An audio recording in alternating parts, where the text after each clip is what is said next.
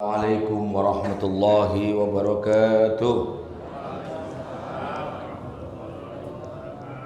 Bismillahirrahmanirrahim. Alhamdulillahirabbil alamin wassalatu wassalamu ala asrafil anbiya'i wal mursalin sayyidina Muhammadin wa ala alihi wa ashabihi ajmain. Amma ba'du. Al-mukarram wal muhtaram, para alim, para ulama, jemaah Masjid Al-Hidayah Al-Hashimi yang dirahmati Allah. Alhamdulillah, kita sudah memasuki syahrullah, syahrul Rajab, bulannya Allah, bulan haram, di mana setiap harinya, setiap waktunya dirahasiakan oleh Allah kebaikan-kebaikan, fadilah-fadilah. Mudah-mudahan pada hari ini dan sampai nanti Rajab berakhir, kita senantiasa tidak lupa memperbanyak istighfar, memperbanyak sholawat, berdoa untuk hajat dunia maupun hajat akhirat. Mudah-mudahan yang punya utang lunas utangnya, yang sakit Allah sembuhkan sakitnya, yang mau hajat haji, mau umroh insyaallah dikabul oleh Allah Ta'ala, yang punya dagangan laris dagangannya barokah, yang punya anak, yang sekolah, yang mondok, yang kuliah, semuanya jadikan anak-anak yang sukses salehah barokah. Insyaallah jadikan anak-anak yang berguna bagi bangsa, negara dan agamanya. Yang jadi pegawai cepat naik pangkatnya, yang jadi pejabat Polri, TNI, semuanya insyaallah barokah cepat naik pangkatnya. Yang belum punya istri, saya doakan punya istri. Yang sudah punya suami, keliru nanti ngomongnya ini. Yang sudah punya suami, insyaallah jadi keluarga sakinah mawaddah warahmah. Amin ya rabbal alamin.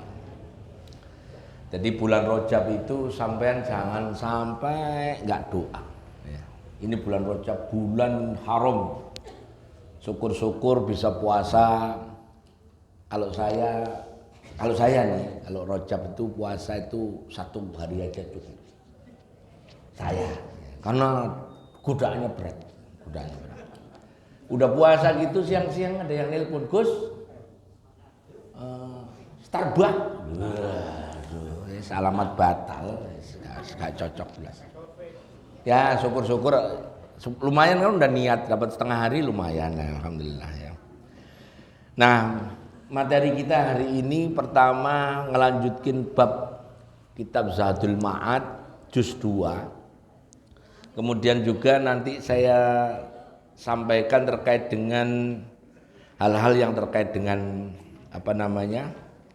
mengurus jenazah bagi DKM yang atau di kampung kita dapat tugas jadi pengurus fardu kifayah biar paham ya. Karena di kitab-kitab fikih itu banyak yang tidak dipelajari secara detail karena 2 hal. Pertama, yang ngajar nggak tahu tempatnya kitabnya itu di mana babnya.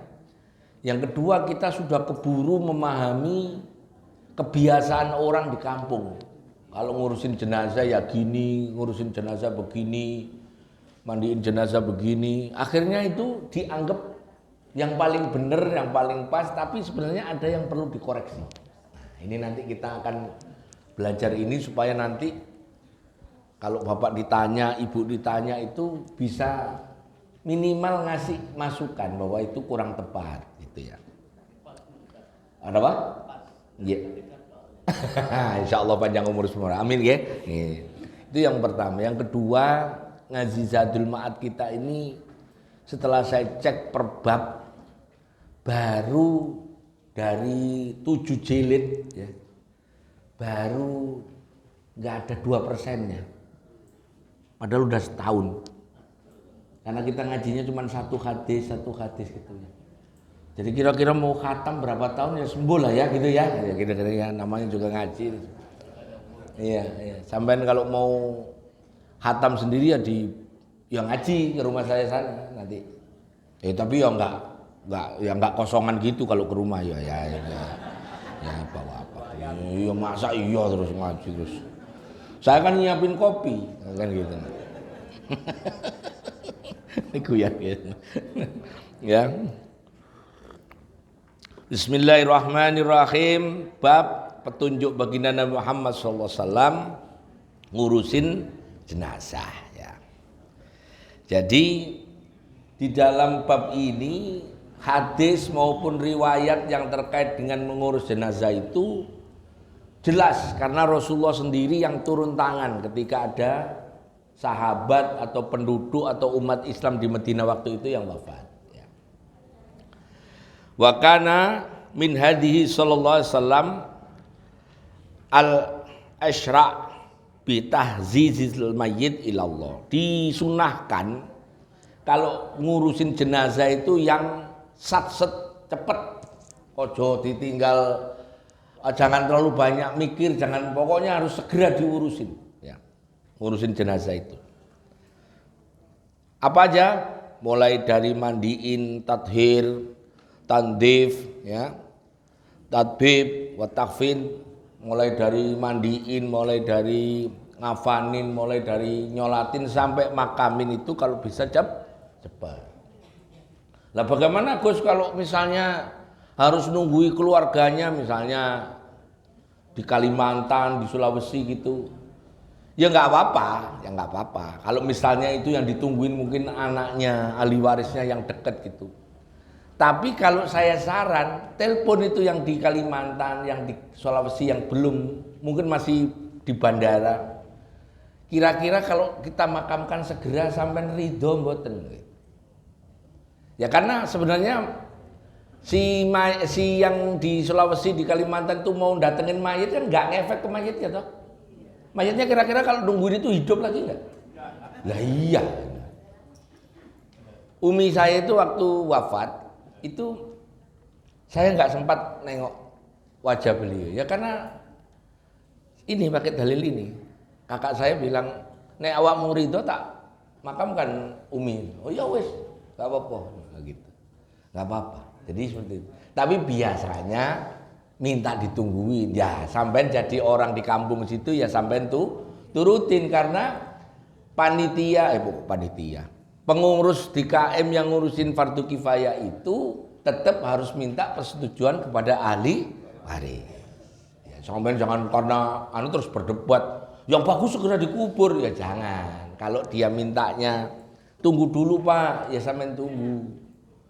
Nah, gitu ya. Nah, ini pesan saya. Ini kalimat buru-buru itu kalau semuanya sudah ridho, cepat ngurusin jenazah ini segera dimakamkan. Ini yang pertama.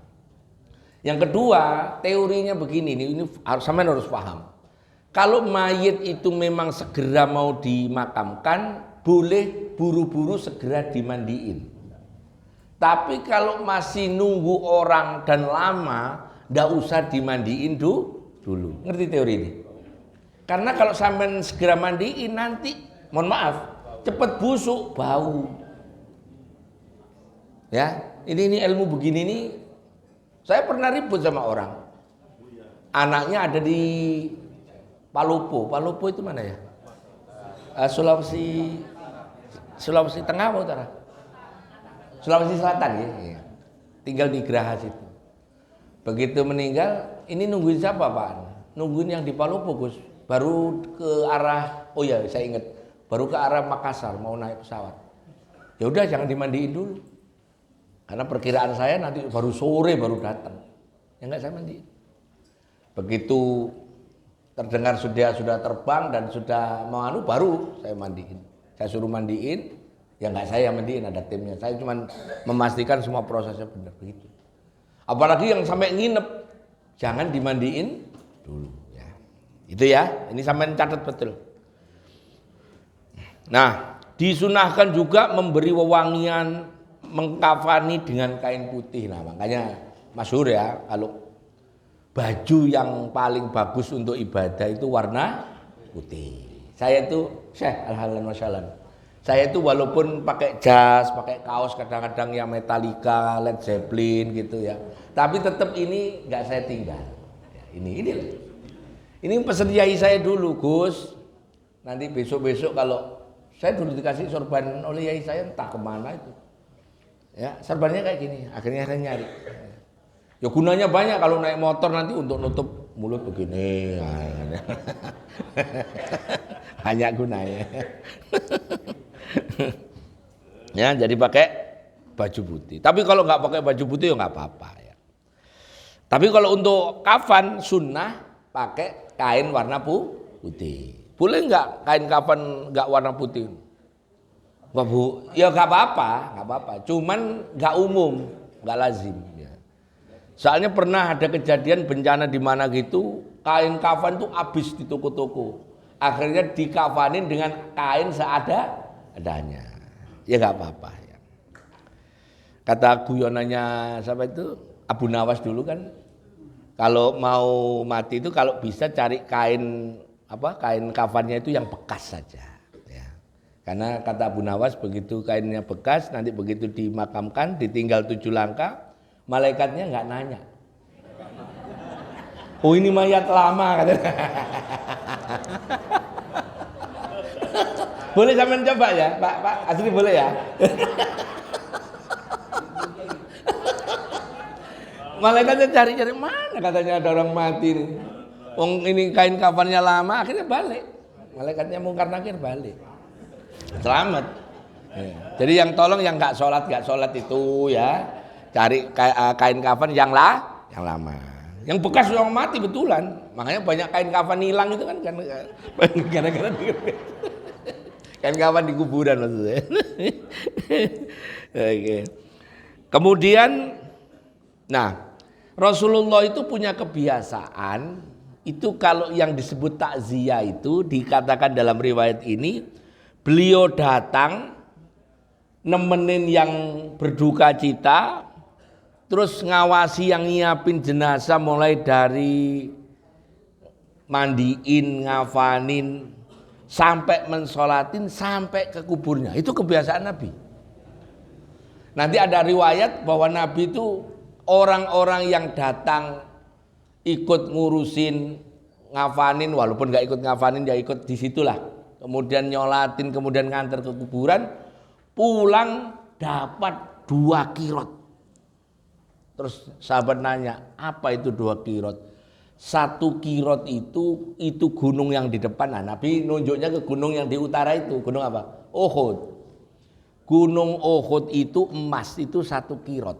Jadi orang yang datang takziah itu maknanya yaitu datang nemenin yang berduka itu, kemudian ya nungguin jenazah dimandiin, nungguin dikafanin, ikut nyolatin, ikut nganterin ke makam, pulang. Itu takziah yang kalau di riwayat ini. Dan Rasulullah itu nggak peduli itu sahabat ring 1, sahabat ring 2, sahabat ring 3. Terdengar di Medina ada orang wafat, datang Rasulullah itu. Pernah sampai saking banyaknya ada orang meninggal banyak sampai Rasulullah itu kelihatan lelah, baru dilarang oleh Ali, ya Rasul udahlah, engkau nggak usah nemenin orang-orang yang keluarganya yang meninggal itu, biar kami yang ngurusin. Kelihatan Rasulullah batuk-batuk, capek, udah kami saja, yang muda-muda, yang kuat-kuat. Itu alasannya. Jadi Rasulullah itu pernah seperti itu ya. Ya, jadi ditungguin betul. Nah, sampean bayangin kalau sampean datang takziah, terus nunggu dikafanin, ikut nyolatin, terus nganterin ke makam, dapat 2 gunung Uhud emas.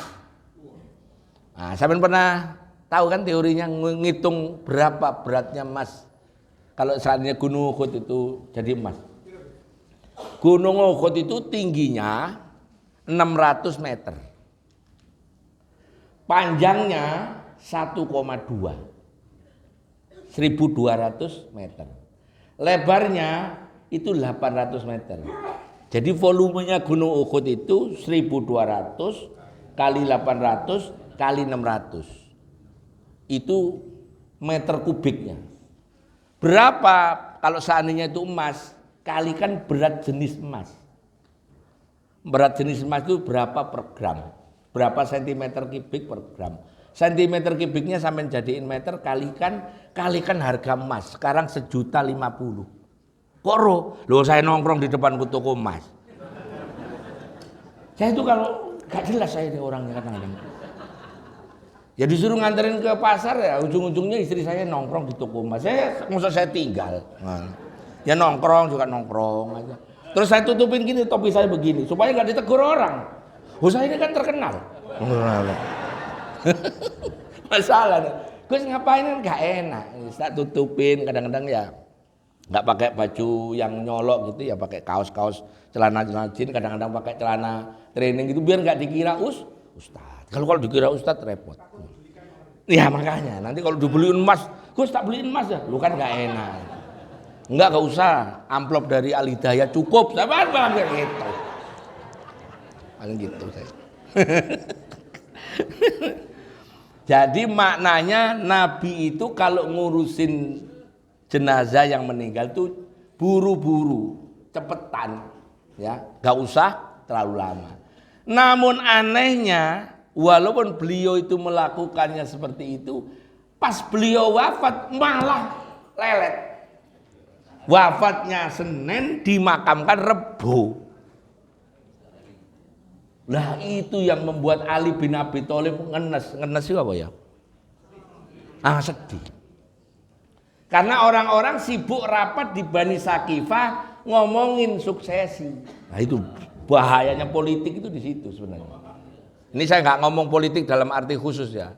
Ternyata dari dulu itu masalah seperti itu kadang-kadang yang dikorbankan itu orang-orang terbaik seperti Nabi itu kan.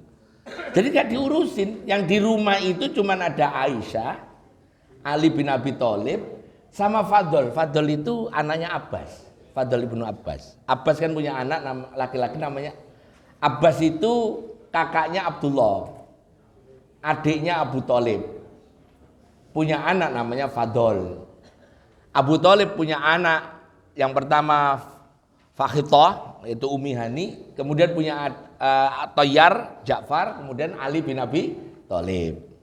Jadi Nabi dengan Fadl, dengan Ali itu misanan, karena Abdullah punya anak Nabi Muhammad, Abu Thalib punya anak Ali, Abbas punya anak Fadl. Jadi mana tulisannya, mana papannya? Ada papannya. Mana?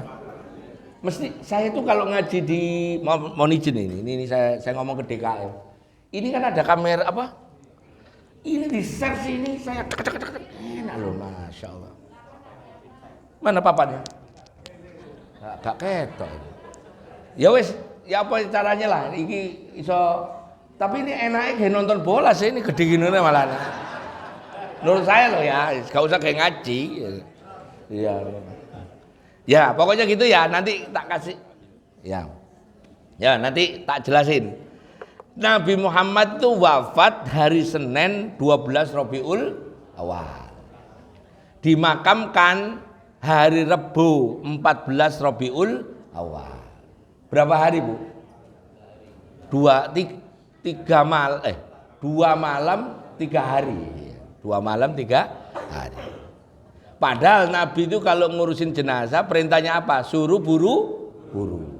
Buru-buru itu pekerjaan setan, kecuali 5. Ini hadis. Buru-buru itu pekerjaan setan. Ya. Kecuali 5. Yang pertama ngurusin jenazah. Itu harus buru-buru. Yang kedua bayar utang. Buru-buru. Sampai kalau punya duit yang dibayarin. Makanya saya doa tiap ngaji, mudah-mudahan yang punya utang lunas itu kalau sudah punya duit yang segera dibayarkan. Sudah didoain tiap saya ngaji di sini ya. Nomor 3, kalau ada tamu buru-buru nyugui itu kayak ini lah. Ini sudah benar. Saya belum ngaji sudah ada kopi. Masya Allah nikmat ini. Ini bukan kopi kapal api, enak banget ini. Nah, gini ya.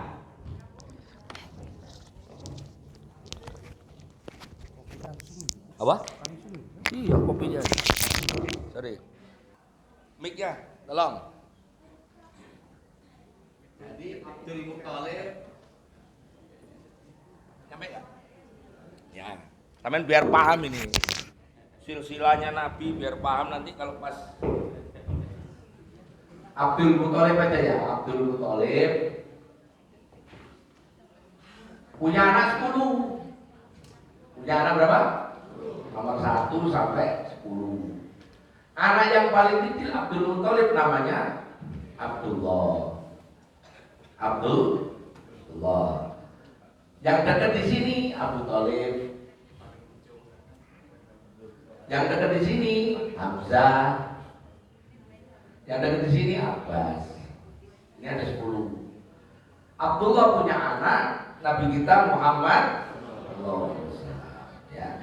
Abu Thalib punya anak ada 1 Ja'far, 2 Fakhitoh atau Umi Hani, terus Ali, makanya Ali bin Abi Thalib, Umi Hani bin Abi Thalib, Ja'far bin Abi Thalib. Hamzah nggak punya anak, Abbas punya anak Fadl. Nah, berarti anaknya Abdullah dengan anaknya Abbas dengan anaknya Abu Thalib ini apa namanya? 10. Ya, gitu ya. Biar kelihatan. Nanti kalau materinya akan datang tak buatin apa namanya? Tak buatin silsilahnya lengkapnya. Ya. Jadi di rumah itu cuma ada Ibu Aisyah, Ali, Fadl. Berapa orang? 3. Abu Bakar kemana? Di Bani Sakifah. Bani Sakifah itu sebelah beratnya masjid. Ya. Nah, supaya sampean ingin tahu Bani Sakifah di mana, kalau umroh coba deh ajak saya, tak tunjukin. Ngajak, jangan ngajak aja, ya bayari. Mestinya lo ya, tak tunjukin. Ya. Nah, itu 1. Begitu sudah dimandikan, kuburnya sudah disiapkan di situ, baru orang-orang hari Selasa Rebo itu pada ngumpul nyolatin.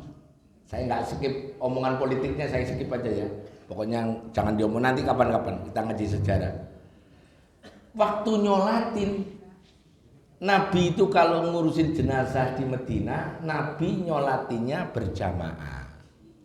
Ngajari orang-orang bahwa sholat jenazah itu afdal berjamaah, dan usahakan softnya 3. Usahakan softnya 3. Karena hadisnya siapa orang yang meninggal kemudian disolati 3 soft, maka wajibat dia masuk surga. Lah Gus, ini orangnya cuma 7, ya gampang toh. 1 imam, 2. Lah 6, 1 imam, 2, 1. Yang datang cuma 4, nggak bisa. Berarti ini orang ya walam hidupnya mungkin nggak nenangga gitu, akhirnya nggak ada yang nyolatin. Atau memang Allah menghendaki nggak disolatin banyak orang.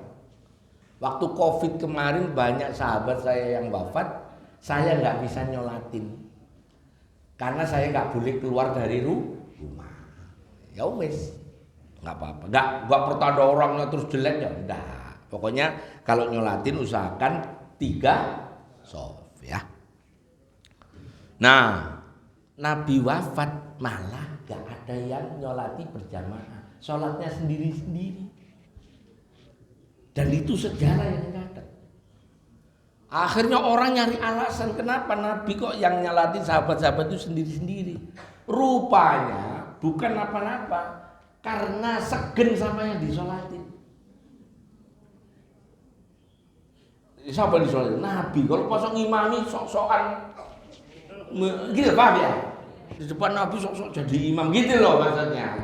Makanya akhirnya orang nyolatin sendiri. Nah itu nanti di ilmu tasawuf disebutkan bahwa kadang-kadang memang ada guru atau apa itu kan muridnya nggak berani nyolatin jenazah, ngimam itu nggak berani. Ya karena ini. Jadi Nabi itu meskipun waktu hidupnya nyolatin jenazah secara berjamaah, tapi waktu wafat justru disolatinya sendiri. Ya. Jadi ini catatannya itu supaya sampean paham. Ya. Nah kemudian dijelaskan juga bahwa Rasulullah itu kalau mensolati itu seneng di luar masjid. Ini nanti harus paham sampean sebagai pengurus DKM, Nabi itu dulu kalau nyolatin jenazah di Medina, meskipun dibawa ke Masjid Nabawi, tapi nyolatinya di luar masjid. Nanti ada mazhab, yaitu mazhab Syafi'i, jenazah itu sunnah disolati di rumah.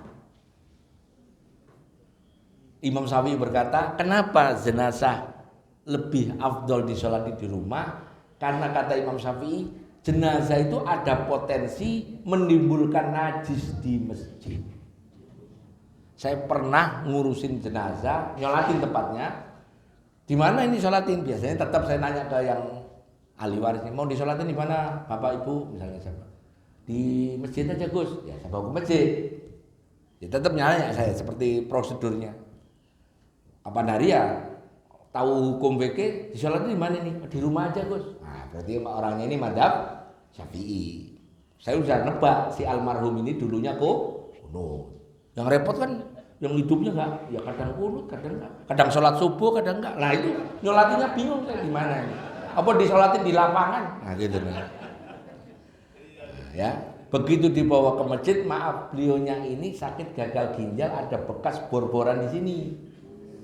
Waktu diangkat, saya lihat kafannya merah, bocor di musola di masjid. Ya, kan jadi pekerjaan kan? Repot. Bener Imam Syafi'i itu. Makanya Nabi itu mengimami menyalati jenazah itu di luar masjid. Ya, ini anunya, riwayatnya. Ya.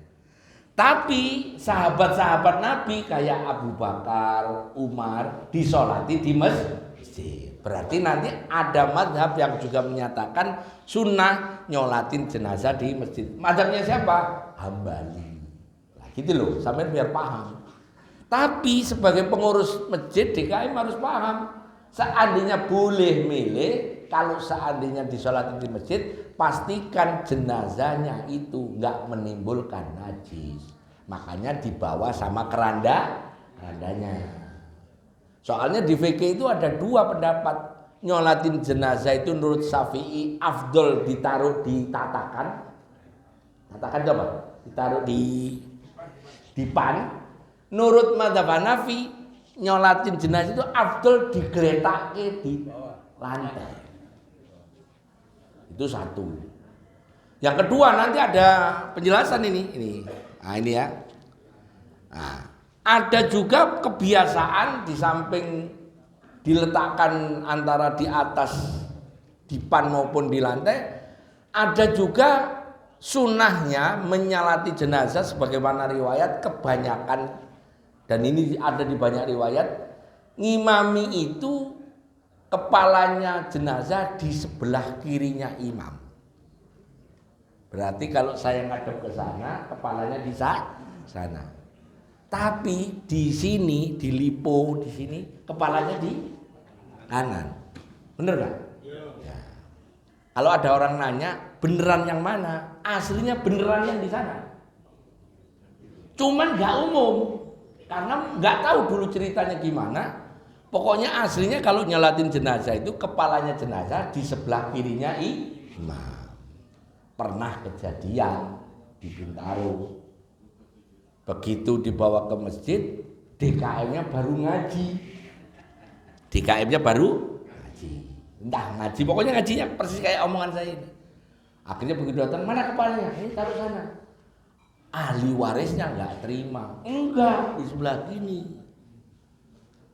Terus enggak, akhirnya mayat itu dipakai diputer-puter.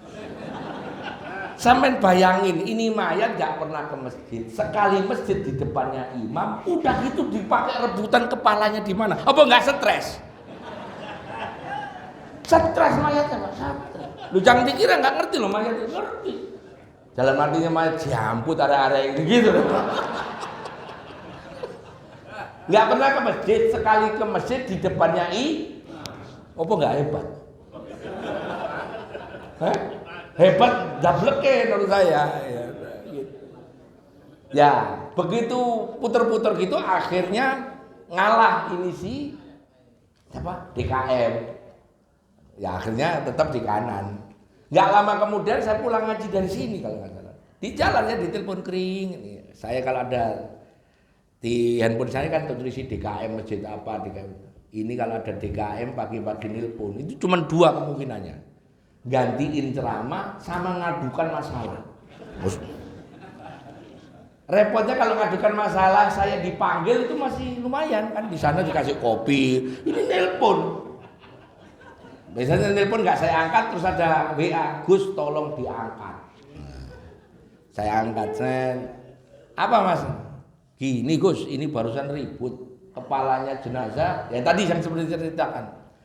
Terus gimana? Akhirnya ya kita ngikutin ahli waris, padahal ada jemaah yang sini lebih ngerti. Kata Ustadz si Anu itu kepalanya di kiri. Ya rumah saya benar, mau nyolatin apapun jenazah itu tanya ke ahli warisnya. Kalau ini saya taruh di kiri boleh nggak? Kalau boleh ya di kiri, kalau nggak boleh ya di kanan. Sebagaimana biasa. Karena nyolatin jenazah mau kepalanya di kiri, mau kepalanya di kanan, dia tetap jenazah. Bener nggak? Ya wes ini. Nggak protes dia. Nah itu halamannya itu di halaman 96 ya. Apa katanya? Qala Ibnu Aqil la yambagil khuruj min adatin nas ya mura'atan lahum wa ta'lifan liqulubihim illa fil haram. Jadi nggak apa-apa kalau untuk menenteramkan ahli warisnya, menenangkan masyarakat ya sudah kepalanya di kanan nggak apa-apa. Padahal riwayatnya banyak nyolatin itu kepalanya di sebelah kiri imam. Mungkin sampean baru tahu ya aslinya itu. Nah, makanya ngaji itu kalau bisa ustadznya yang banyak baca kitab. Ngaji itu kalau bisa kitabnya yang tebal, ngajinya yang jauh, supaya kalau ada apa-apa nggak kagetan gitu loh. Ini termasuk ya. Nah sekarang pertanyaannya, di mana posisinya imam ngimami? Kalau laki-laki, jenazahnya laki-laki itu imam di kepala, di dekat kepala. Kalau perempuan di dekat pinggang. Lah bagaimana kalau mayatnya dua? Mohon maaf, waktu Covid itu ada suami istri yang meninggal bareng. Ya, kalau ada jenazah dua dikirim ke masjid minta disolatin, biasanya ada pertanyaan begini, bagusan mana disolatin sendiri-sendiri dengan bareng? Ayo, ada yang bisa jawab gak? Kalau ada yang bisa jawab tak kasih pulsa. Benar, tak kasih pulsa. Ini pompong saya dapat rezeki. Hah? Kata Pak Tri sendiri-sendiri. Nah, yang penting dapat pulsa Pak Tri ini pasti ini ya. Jawabnya tergantung.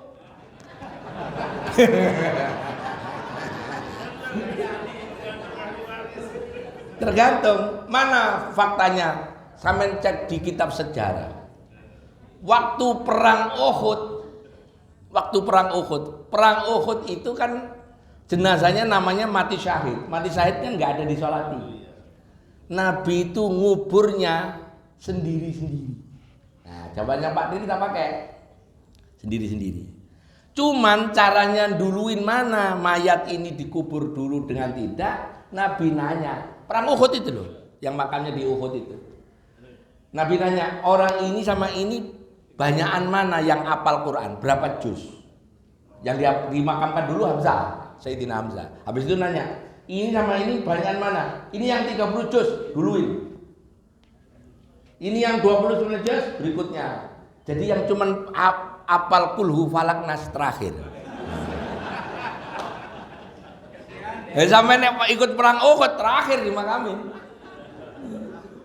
Nah itu ya, itu dari situ dipakai, berarti Abdul nyolati sendiri. Pernah nggak nyolatin? Pernah. Waktu perang Khandaq ada yang meninggal juga. Waktu perang Tabuk udah kumpulin disolatin langsung. Berarti tergantung. Berarti nggak ada yang dapat pulsa. Bilang aja Gus kalau pelit. Nah, enggak saya tadi ngecek. Maksudnya kalau sama jawab tergantung dapat pulsa. Ya. Sekarang softnya. Qala Rasulullah sallallahu alaihi wasallam ma min muslimin yamutu fayusalli alaihi salah satu sufufim minal muslimina illa aujaba. Ini hadisnya.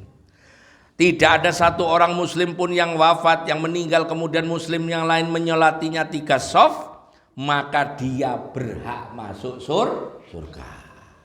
Berarti untuk masuk surga gampang. Bener nggak? Sampean ngurusin mayatnya nurut sampean ya wis ya ngono kuwi ya, kadang sholat kadang enggak. Jadi sampean buat begini, kira-kira masuk surga ya mbuh, pokoknya kita sudah melaksanakan perintahnya hadis. Nyolatin 3 sholat. Kalau mau orangnya soleha ya, saya hakul yakin orangnya selamat masuk surga. Insya Allah semuanya masuk surga, amin ya. Amin ya. Nek sampean masuk duluan ya, saya di WA, Gus aku duluan, lewat samping gitu sampean ngomong. Berarti saya yang mati terakhir gitu loh.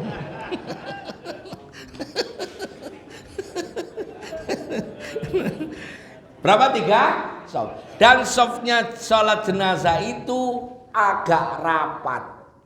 Patokannya sampai dudukin itu kan soft ya.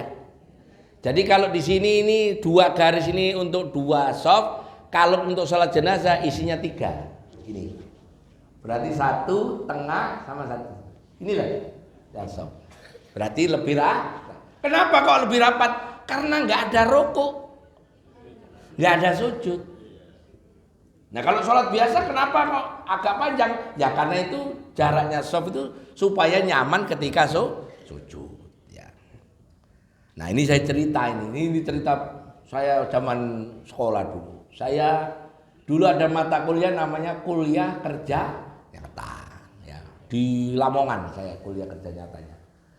Kuliah kerja nyata itu biasanya seluruh universitas itu bareng. Bulan-bulan Juli, Agustus. Waktu itu saya bareng sama anak IAIN Sunan Ampel di kampung itu. Ya sudah, anak ITS ngurusin jembatan, ngurusin saluran air, anak IAIN ngurusin masjid gitu. Dibagi. Walhasil hari Sabtu atau Ahad ada penduduk di situ yang meninggal. Ya, Pak Lurahnya punya protap. Kayaknya kalau suruh ngurusin jenazah, ngafanin, nyolatin, serahin anak IAIN, jangan serahin anak ITS. Oh, ada itu asal gondrong-gondrong, lebus-lebus, gak tahu adus gitu ya. Itulah kira-kira. Bener, saya mempunyai teman anak IAIN dan masih ada orangnya, dan masih ada. Malah sekarang jadi kepala kantor Kemenak di Magetan atau di Lumajang. Ini orangnya. Dah. Mas dari IAIN yang nyolatin. Ya anak ITS karena nggak dianggap ya di belakang, so belakang. Padahal di situ ada calon kiai itu di so belakang.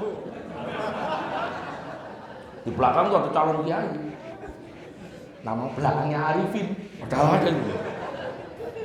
Ya saya waktu itu ya walaupun rodok daplek ya kalau sholat jenazah ngerti lah gitu ya. Kalau suruh ngimami ya beres. Cuman karena orang kampung ngelihat sama IAIN-nya karena anak IAIN kan urusan fikih mesti paham. Udah. Begitu sholatul jamiah rapat, Allahu Akbar. Enggak kedengeran apa-apa. Begitu Allahu Akbar terus rukuk dia. Waduh. Beger di kampung itu. Kata Pak Lurah, IAIN tapi sholat jenazah keblak jadi. Dia lupa. IAIN anak IAIN, tapi yang alim kan yang belakang tadi kan.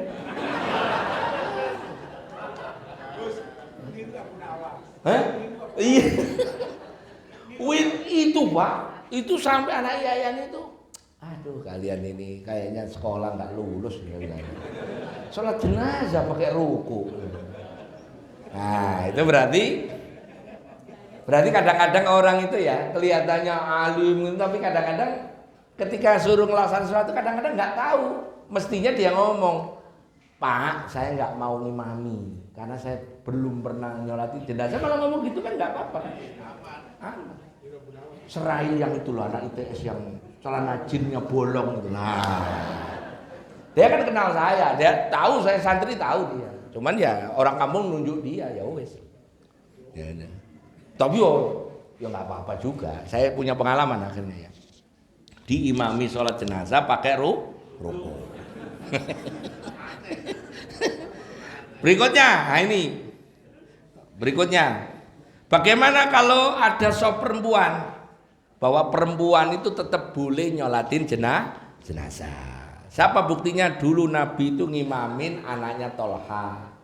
Nabi ngimami, makmumnya Tolha, yang belakangnya Tolha, istrinya Tolha. Boleh ya.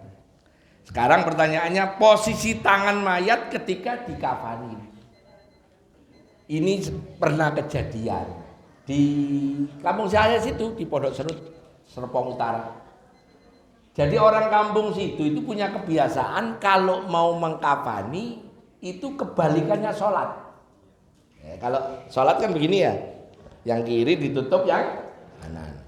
Terus itu yang kanan ditaruh di bawah ditutup yang kiri. Ada orang dari jauh entah dari mana saudaranya, Pak, ini kok begini? Ribut. Saya di luar ya. Biasanya kalau saya sudah selesai ngurusin mandi, saya tinggal ngafanin, saya tinggal ke depan, biasa yang ngopi. Ya, namanya juga di kampung, karena kalau saya ngurusin jenazah gitu ya, yang bagian ngafanin ya sudah paham. Cuman dibalik begini, ribut di dalam. Oh, ngopi belum selesai. Ngopi yang kira-kira masih separuh gini, masih ngopi gini. Gini, maksudnya saya nikmati. Gerobak-gerobak apa? Rupanya ribut. Mayat itu yang benar begini atau begini. Seandainya sampean misalnya ketemu keributan gitu, nyelesaikannya gimana? Kalau nggak punya ilmunya. Ya. Menurut ilmunya di fikih nggak ada dalilnya, ya wes. Mau begini boleh, mau begini boleh, mau gimana lagi? Mau begini boleh, ya, masa begini ya. Pokoknya bebas lah. Artinya mau begini boleh, mau begini boleh, nggak apa-apa, nggak ada, nggak ngaruh. Dan kalaupun sudah diginiin, ini diikat. Kenapa diikat? Supaya nanti enggak. Waktu diangkat itu enggak pegang kepalanya yang angkat gini loh, mayatnya itu. Baru angkat begini, sopo ya mayatnya, gitu.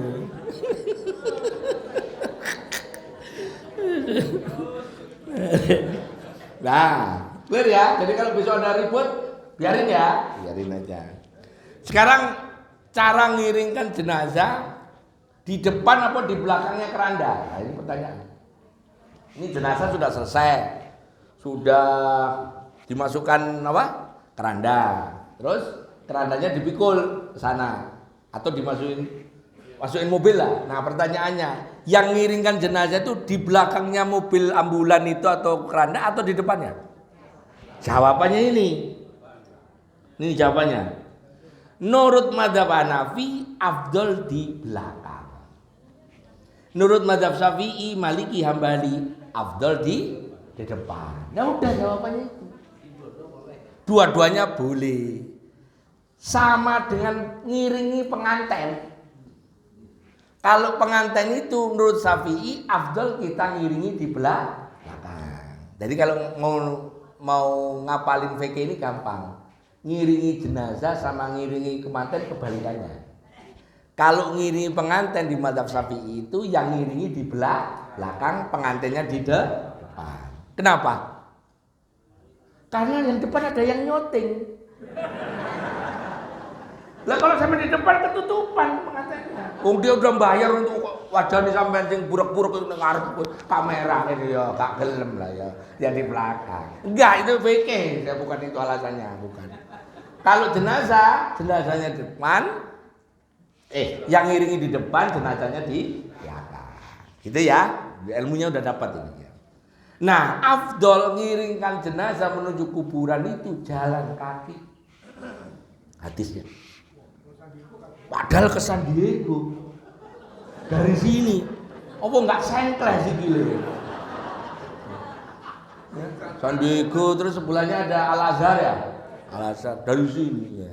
Nggak, maksudnya dulu Kanjeng Nabi itu kan makamkannya di Baki situ. Ya. Dan lagian kendaraannya ya paling mentok onta sama kuda kan. Ya. Tapi sebenarnya ada maksudnya bahwa jalan kaki untuk ngiringkan jenazah itu ada manfaatnya, ada barokahnya. Karena setiap langkah orang melakukan kebaikan itu diberi pahala oleh Allah. Hadisnya man masa. Masa itu masa itu yamsi itu pakai kaki. Sama dengan sampean ke masjid ini, hadisnya afdal jalan. Jadi yang naik mobil kayak Pak Mahfud naik Alphard, Gus Arifin naik Staria, itu nggak dapat pahala itu, nggak jalan kaki.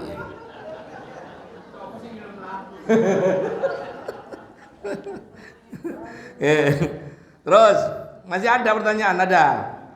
Nah sekarang kalau gotong jenazah atau mayit itu kepalanya dulu apa kakinya dulu? Nah sampai mesti nebak-nebak. Pokoknya fikih sampai saya beritahu ya. Kalau belum tahu itu nebak.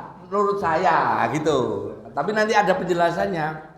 Menurut fikih nggak ada ketentuan. Mau kakinya dulu monggo, kepalanya dulu monggo. Sama dengan tadi, mau kepalanya di kiri monggo, kepalanya kanan di monggo. Mau nyedakpin begini boleh, mau begini boleh. Jadi artinya nggak ada ketentuan. Ya. Kalau di kampung itu sudah ada ketentuannya, sampean tinggal ikuti. Ya. Nah, saat ngiringi jenazah, baca la ilaha illallah boleh nggak? Lu malah disuruh.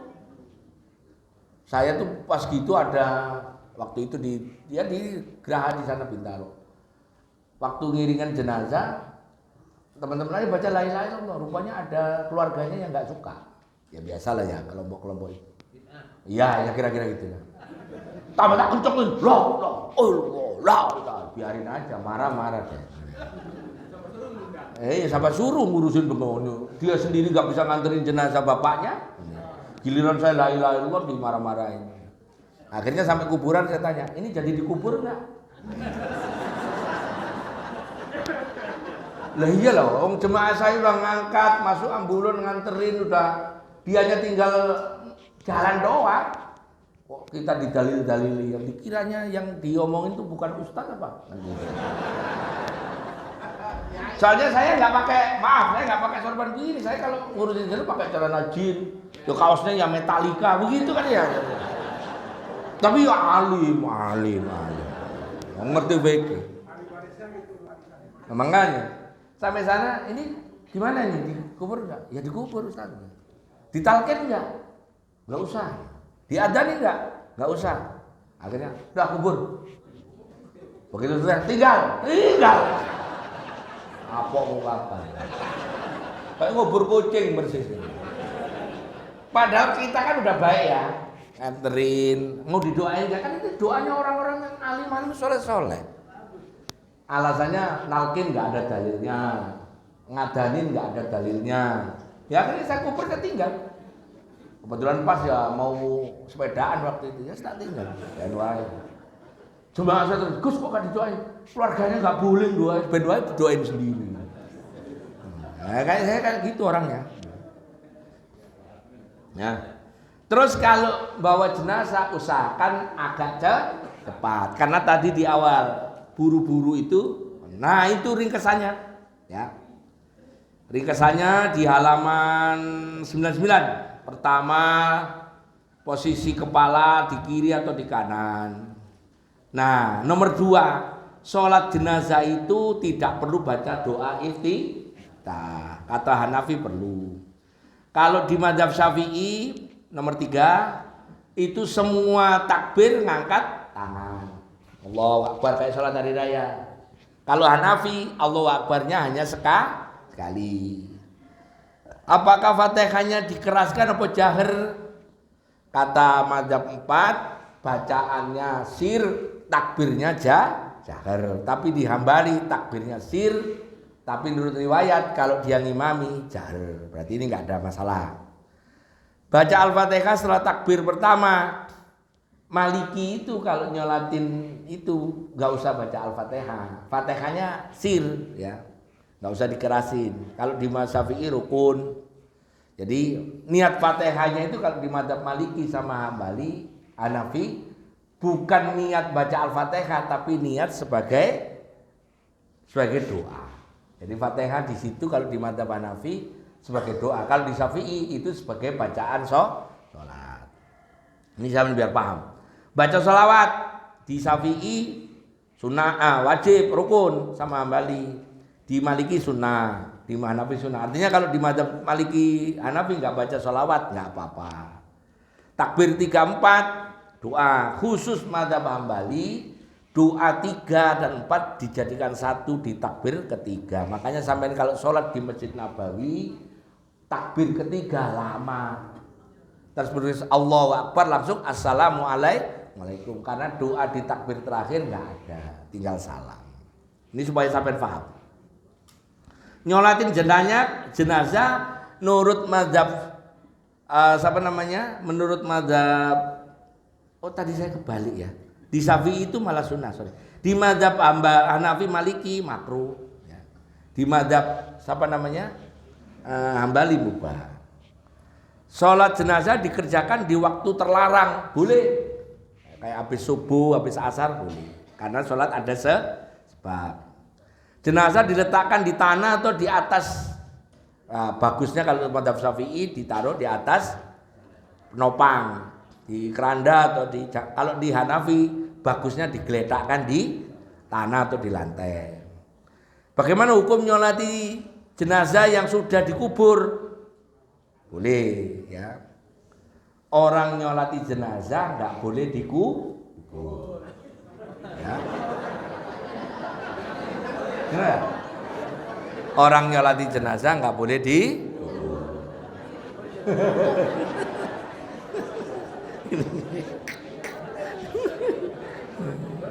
sama dengan orang rokok nggak haram hukumnya ngimami dan sholatnya batal. Orang rokok kalau ngimami sholatnya batal. Yang ngimami masuk.